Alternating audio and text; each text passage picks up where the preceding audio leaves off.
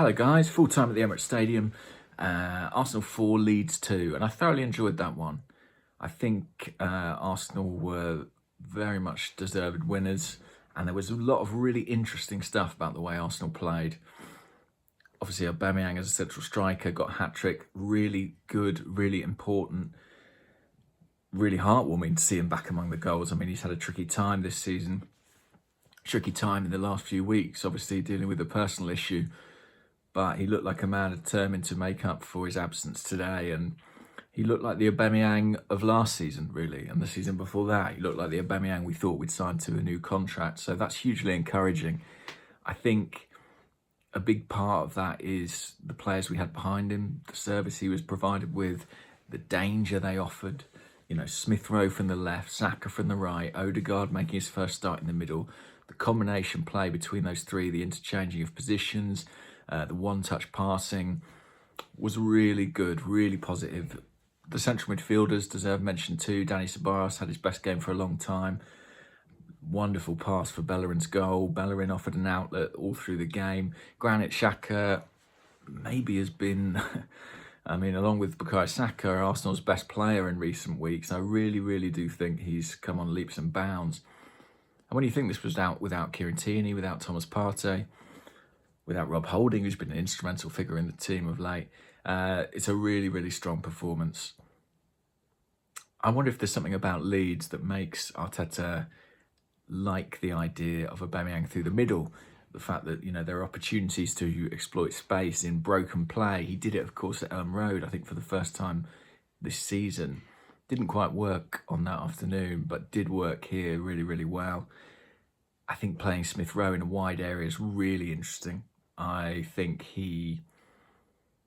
I like him as number 10 a lot, but one of the things that's really great about him as a number 10 is his ability to interchange into wide positions, his ability to run into the channels, to go beyond a fullback. I think he presents a real threat from wide areas because of that. Ødegaard's a very different type of number 10. He's not so much someone who looks to run beyond, more someone who will drop deep. But when you've got Saka and Smith Rowe and Aubameyang moving ahead of that, there's a lot of possibilities. Saka was just electric today and has been electric in recent weeks. I mean, I think Arsenal have got such an asset there. Personally, as a fan, I'm almost at the point where I'm kind of worried about when a richer club inevitably comes knocking, because he's just a stellar talent, and playing from the right-hand side has unlocked another dimension to his game. There were moments in this match today, I mean, in the build-up to Bellerin's goal, where it just felt like they couldn't get near him, they couldn't touch him, and he arguably should have had a penalty, one that was overturned. His acceleration in the build-up to that was breathtaking. His close control, his movement, dribbling skill, power. He really looks like a very complete player, and probably the best player in this Arsenal team at the moment, which seems absurd to say for one so young, but he really is. I thought Ødegaard had a really good first start. I know it might not seem like the headline guy, but there were some really delicate, immaculate touches. I think his technique is clearly exemplary. He adds, I guess, the technical security in the final third that maybe Arteta hoped Willian would bring, and obviously Willian hasn't.